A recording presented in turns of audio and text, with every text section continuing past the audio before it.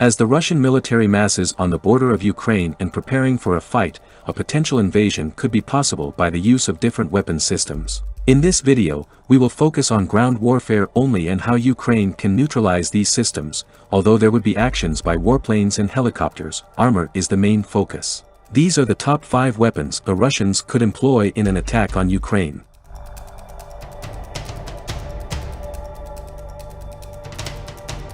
Oregon 1M is a truck-mounted multiple-launch rocket system that could cause much damage to Ukrainian troops if deployed. It has 2 pods with 12 quick-firing launch tubes. The 300mm rockets are equipped with 617-pound warheads. This system has a top range of 55 miles. There is a wide assortment of rockets for many types of targets. The standard warhead is high-explosive fragmentary. There are anti-personnel, anti-tank rockets, clusters, and incendiary warheads. The primary target of these systems would be airfields and concentrated troop deployments by the enemy. In order to counter these MLRS systems, Ukrainian army must have reconnaissance assets deployed and ensure their timely destruction. For this purpose, TB2 drone, which is recently acquired from Turkey, should be deployed.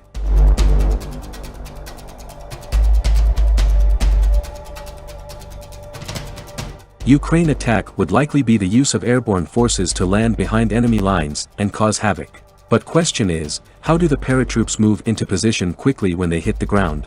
The answer is BTRMDM Rakushka, tracked armored personnel carrier, that is airborne ready. The standard model that carries 13 troops is lightly armed with a remote-controlled 7.62mm and probably a 30mm grenade launcher as well. But there are more advanced variants, including one with an anti-tank version that is equipped with Cornet-guided missiles. There are also radar-equipped models and a command and control variant.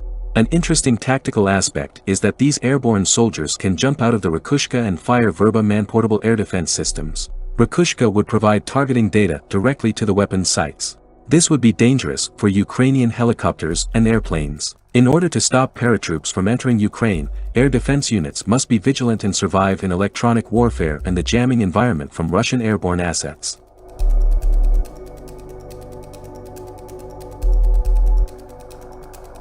The Russians also have a new and lethal self-propelled tracked howitzer called the Koalitsia SV that is similar to the American M109A7 Paladin.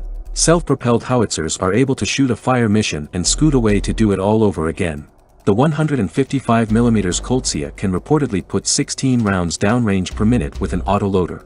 It fires a wide variety of rounds from high-explosive fragmentary to precision-guided shells and cluster rounds. This weapon system has a shoot and scoot capability as said earlier. In order to counter it, a battle-tested TB2 drone again needs to be deployed like it effectively neutralizes the Armenian artillery in Azerbaijan-Armenia war.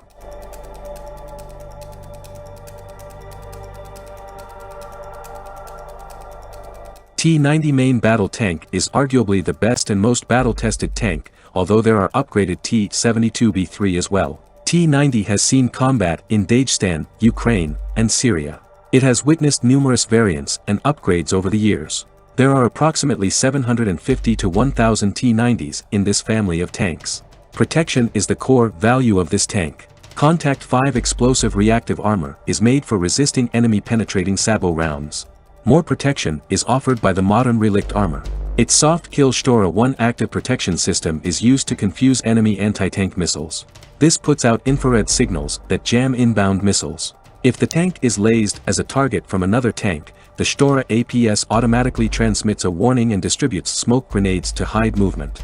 It should be noted that the T-90s had difficulty in the Syrian civil war when militants destroyed 5 with anti-tank missiles. The Ukrainians will depend on Javelin missiles to counteract the T-90. It has a top attack mode, where it arcs up then dives down to hit a tank where its armor is thinnest.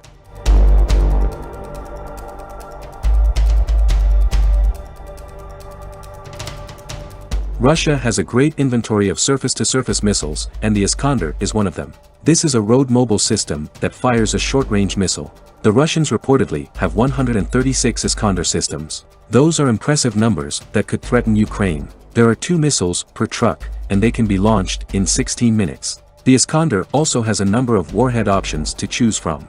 It can be anything from standard high-explosive to cluster to bunker busting. Ukrainian air defense systems would have a difficult time defending against these ballistic missiles. It has supersonic speed with evasive features. The missiles can even deploy decoys to spoof missile defenders.